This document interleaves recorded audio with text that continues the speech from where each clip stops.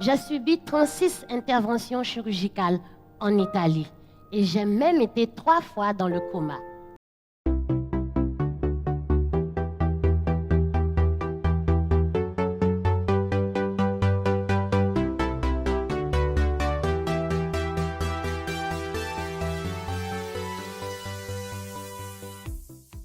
Une nuit noire de 1990, j'ai été arrachée à ma terre par 2 inconnus pour une destination méconnue. J'ai atterri dans un endroit où tout le monde était de peau blanche et parlait une langue qui m'était étrangère. Quelques jours plus tard, je me suis retrouvée dans un endroit où hommes et femmes portaient des blouses blanches. Ces personnes-là ne faisaient que m'ausculter, me poser des questions.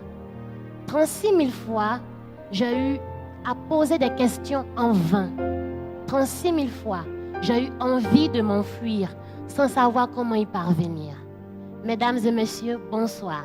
Je suis Manuela Ete, handicapée moteur. J'ai subi 36 interventions chirurgicales en Italie et j'ai même été 3 fois dans le coma.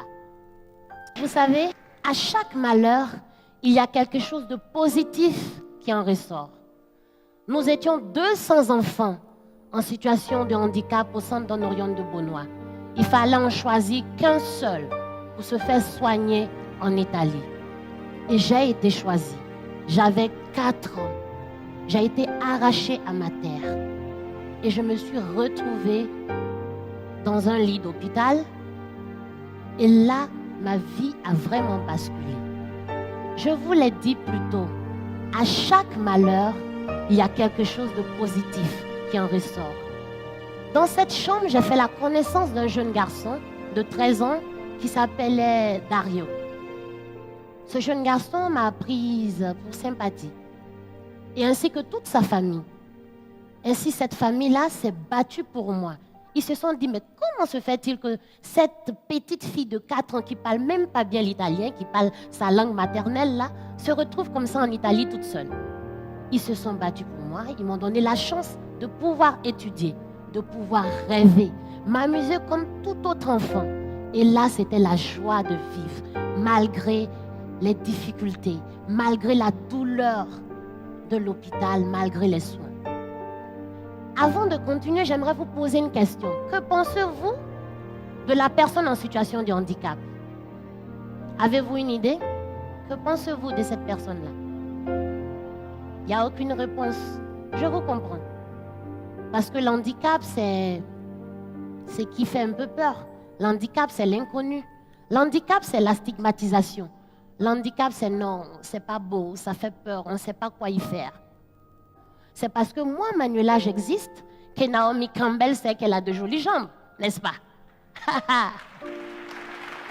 C'est ainsi. Mais moi, Manuela, je peux lui dire, tu sais, Dieu m'a doté d'une grâce que tu ne peux pas savoir. Mais moi, j'arrive à me faire entendre par ce don-là.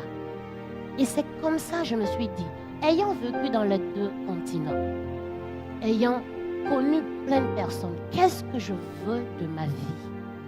Non, je ne veux pas être stigmatisée. Non, non, non, non, non. Je ne veux pas être dans ma petite cabane là et ne pas pouvoir évoluer. Je parle une autre langue. Je parle le français, je parle l'italien, j'ai étudié. J'ai un don. Mais pourquoi est-ce que je dois rester là et accepter qu'on me dise, Manuela, tu n'as pas le droit de... Toi, quel droit as-tu plus que moi? Je suis une personne comme toi.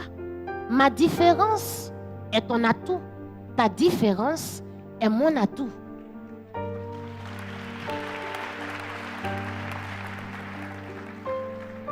La différence est une richesse. J'ai pu être mère. Ça, c'est une grâce. Mon enfant a 4 ans. Je suis en train de tout faire pour ouvrir mon entreprise de consulting. C'est une autre bénédiction. Vous voyez. Et j'ai même pu être la lauréate de 2 grands concours. Un concours ivoirien et un concours panafricain. Et ça, je bénis Dieu tous les jours pour cela. Donc, je vous dis, moi je rêve d'un monde où il y aura des amendes à payer pour les moqueries. Je rêve d'un monde où nous allons échanger, travailler ensemble, que la différence de chacun puisse devenir une force pour l'autre. Je rêve d'un monde où nous allons exposer nos enfants à ce que la différence est une richesse. Avant de terminer, j'aimerais vous poser la même question du début. Que pensez-vous maintenant de la personne en situation de handicap? Je vous remercie. Ce qui compte, ce n'est pas la force des coups que tu donnes, mais le nombre de coups que tu encaisses, tout en continuant d'avancer. Parce que là où se trouve une volonté, il existe un chemin.